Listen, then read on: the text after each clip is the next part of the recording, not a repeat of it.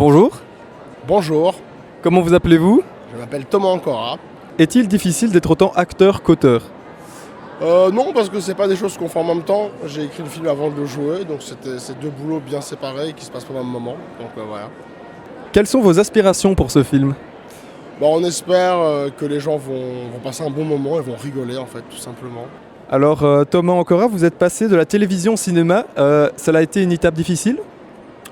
Ça prend un petit peu de temps pour que les gens réalisent qu'on peut faire d'autres choses que de la télé, mais je pense que les esprits commencent à s'ouvrir et les murs tombent et ça va de mieux en mieux, donc ça a été. Alors est-il vraiment difficile de se lancer en tant que réalisateur quand on n'a pas une formation pour? Parce qu'il me semble que vous avez fait publicité à Mons, vous? En fait, j'avais assez bien en tête ce que je voulais, j'ai eu un super co-réalisateur, Grégory Béguin, et donc non, tout s'est très bien passé en fait. C'était pas... Voilà. Merci beaucoup. Merci à vous. Bonjour. Bonjour. Qu'est-ce qui vous a donné envie de vous lancer dans cette aventure?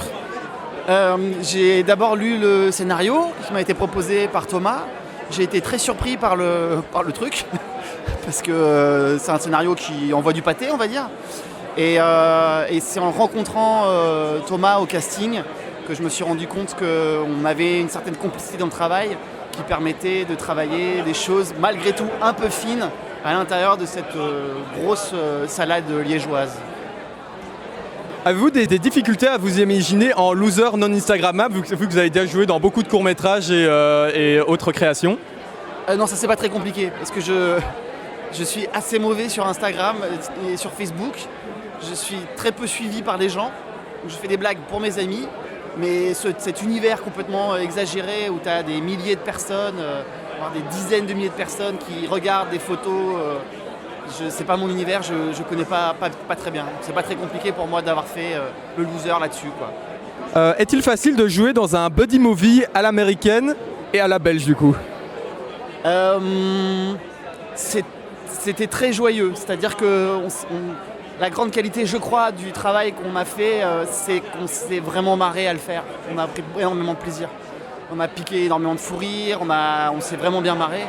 Donc c'était pas si compliqué que de se lancer dans cette aventure, quoi. En explorant un peu votre site web, en fait, j'ai vu que vous avez joué dans beaucoup de rôles qui me semblaient assez sérieux dans l'idée. Donc qu'est-ce que ça fait de prendre un rôle beaucoup plus, je dirais pas simple, mais beaucoup plus comique en fait? La grande joie de ce métier, c'est de faire plein de choses très différentes. Donc j'ai eu énormément de chance de travailler effectivement avec les frères Dardenne ou d'autres films un petit peu plus d'auteur, donc plus en composition, plus renfermé, plus triste, plus... Tout à coup là, quand on me propose un truc complètement pété, c'est génial de pouvoir aller faire cette chose-là. Et c'est la grande chance qu'on a quand on a ces propositions-là, c'est de pouvoir faire de la comédie, mais aussi des choses plus dramatiques, des choses plus tristes, etc. C'est plutôt un vrai cadeau, quoi. Bonjour. Bonjour. Qu'est-ce qui vous a donné envie de vous lancer dans cette aventure? L'énergie et l'enthousiasme du réalisateur et l'auteur Thomas Ancora, qui avait une vision très très précise de ce qu'il avait envie de faire et une grande connaissance de ce genre de film, particulièrement de la culture américaine de ces buddy movies. Il m'a parlé de Judd Apatow, qui est un réalisateur que j'adore. Et donc je me suis dit que ce serait sûrement très agréable d'être la pâte à modeler de quelqu'un qui a une vraie vision de ce qu'il veut faire. Et il m'a proposé un personnage complètement fou et haut en couleur.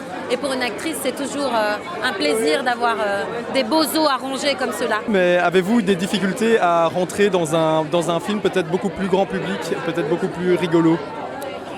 Non, absolument pas. Ce qui a été l'enjeu de ce film, c'était de trouver le code.